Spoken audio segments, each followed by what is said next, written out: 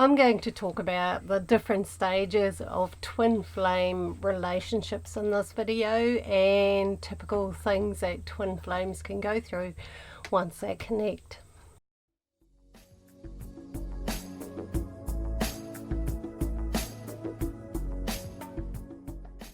Hi and welcome back. My name's Franziska or Fran, and I make spiritual videos, pick a card tarot readings, videos about Blu-rays, twin flames, soulmates, all sorts of things like that. So welcome to my channel. In this video I want to talk about the different things that people go through when they meet their twin flame. There's often a bit of confusion around that, and people have this little bit of an expectation, and it's sort of implemented and encouraged a little bit in some new age circles that once you meet your twin flame that it's like a happy ever after in a fairy tale, and that's not quite true. It can be absolutely amazing. I'm not trying to be negative here about twin flames at all. It can be the ultimate relationship, but often they're things that people go through before they reach that stage, because essentially our twin flame is here to help us to awaken, to wake up, to discover ourselves, and also to heal the unhealed part of ourselves. And in order to heal those things, we need to see them, and the easiest way for us to see them is for somebody to push those buttons and trigger them. So even though it might not feel like it, at that point in time our twin flame is actually doing us a huge favour by saying, yeah, you've still got a bit of an issue going on there with that unhealed part of yourself. So don't see those things as negatives, please. I'm not trying to be negative about twin flames. I'm just saying that there are different stages twin flame relationships go through. Not all of two people are very, very spiritually open and aware when they first meet. They can bypass a lot of that and get straight to the really true connection. But most people still have stuff to work out, to heal, growth to do, things like that. So, and don't feel bad about that. This whole game on earth isn't about being perfect. It's about growing, playing, having some fun, making some mistakes, changing things. It's all part of the journey, so don't beat up on yourself if it's not all perfect right away. So yeah, when a couple first meet, twin flames, it's usually an insanely strong pull. It's very, very strong attraction. You might find it hard to think about other things, and you'll also feel the connection when you're not together. You know, you might spend a weekend together and then the other person goes away, but you still feel really, really connected. It's not about obsessive thinking. It's more about feeling the connection. So yeah, you'll feel that connection pretty much all the time once you have met and connected here on the earth plane. And that can feel very, very intense and maybe even a little bit overwhelming. For a lot of empaths quite often end up being the runner in the twin flame relationship, because they feel overwhelmed. Empaths often feel other people's energy almost like they feel it within themselves, and such a strong, intense connection can seem a bit overwhelming and can feel a little bit like they're losing themselves. But once again, that is not a bad thing. There's learning and growth in that for the empath. Empaths are often not very good at having personal boundaries and looking after themselves, so there's a big lesson in that. And with your twin flame, you should be able to say, look, I'm feeling really overwhelmed right now. I actually need a couple of hours or a couple of days just to reground within myself. And empaths need to learn to ask for that. So that's part of the growth for empaths in twin flame relationships, is to not allow themselves to get so overwhelmed that they have to run away, but to actually communicate and say, this is what I need right now, and it should not be a problem. If the person's truly your twin flame, they're out for what's best for you. They want you to be happy and to grow. They won't play games or anything like that, but yep, they'll get it. So for empaths, that's important, but quite often that intensity can be a little bit overwhelming at the beginning. So do make sure you don't forget all about the rest of your life, your work, your passion, your dreams, your friends. Keep that in balance. It can take a little bit of effort to do that when you feel such an overwhelmingly strong pull, but it will keep the relationship from totally overwhelming you, because when that happens, quite often a twin flame relationship will encounter what's called the runner, the twin flame runner, and that means that one person gets so overwhelmed they just bail, they take off from the relationship, whether that's physically or emotionally. Either way or both often work.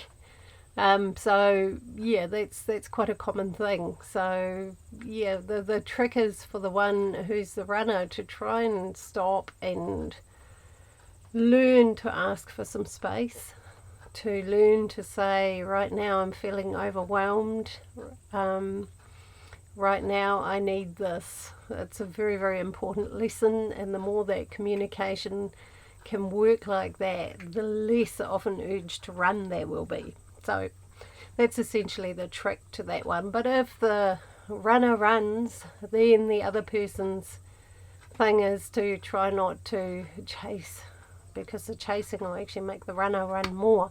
It's not about ignoring them or once again playing games or not speaking to them or any of that stuff. And this is going to be hard, but if your partners run off on you, you're going to need to kind of let them know, hey, I'm here. And let them go. It's the only thing you can do, because if you chase them it'll just get worse. Let them know where you are, and if you don't push or get angry or react to the whole situation too much, 9 times out of 10 they'll return to you if they are your twin flame.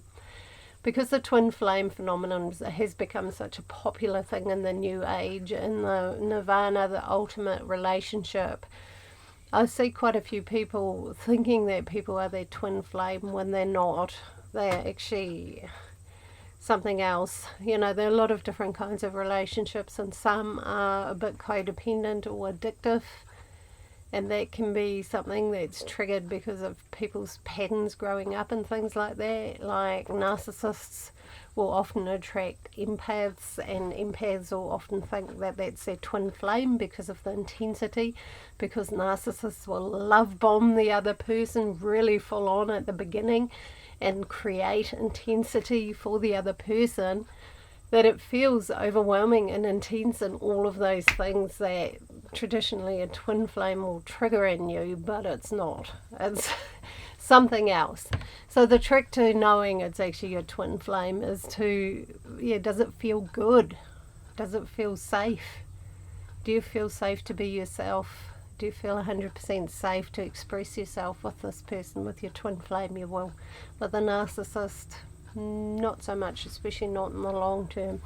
But that is a big pattern in twin flame relationships, that either on a bigger or smaller scale, one will run and they'll have some time apart and then they'll come back together, and some repeat that cycle over and over, and it can be very painful and draining and things like that. Some work through it a bit quicker, especially if the runner is willing to stop and figure out what they actually need. That's the key for the runner, to communicate better, more, and set some limits on what they're capable of dealing with. There's always plenty of time. There's no rush. When you meet somebody, you don't have to plan the rest of your life within the first 3 months. Take your time, have some fun, get to know them, enjoy each other. Don't put too much expectation on things straight away, because that weight can also lead to overwhelm and fear in one of the twins in this situation. But that is a typical stage where they go through that. The next stage really is where they're sick of running and chasing and running and bouncing around and back and forth, and all of that is just so exhausting. So this stage is a really important choice point for both.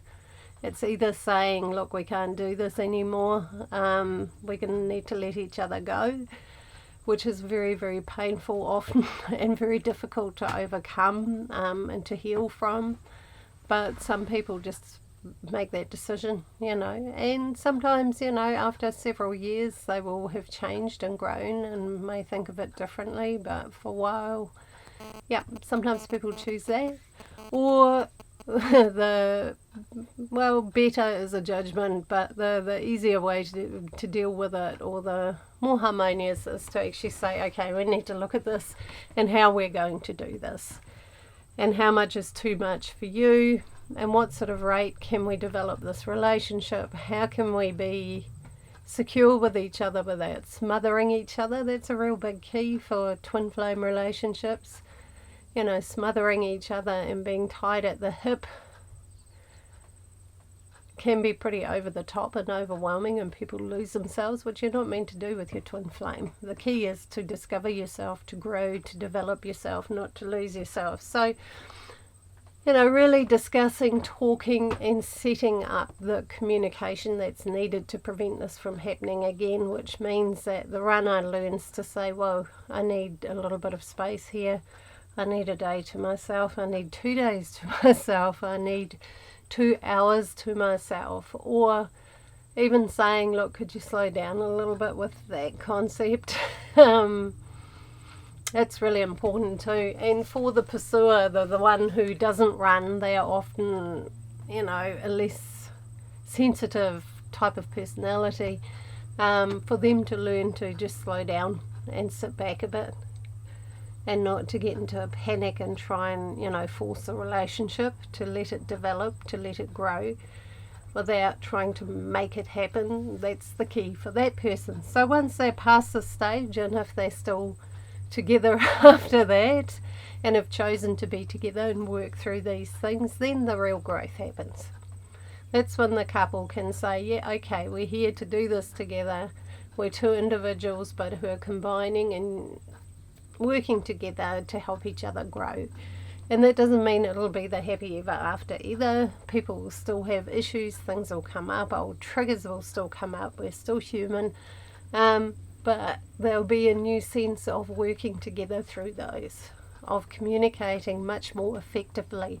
Like, for example, say a couple get together, they're twin flames, it's intense, it's full on, and say one of them's been cheated on by a partner in the past who maybe did that quite a lot. Their trust was broken, and now they're in a new relationship. They may have a few insecurities. That's understandable. It's totally normal for somebody who's been through an experience like that to feel like that. But the key is then for the other half of the twin flame relationship to say, okay, you feel insecure, I get that, I accept that, what can we do to deal with that?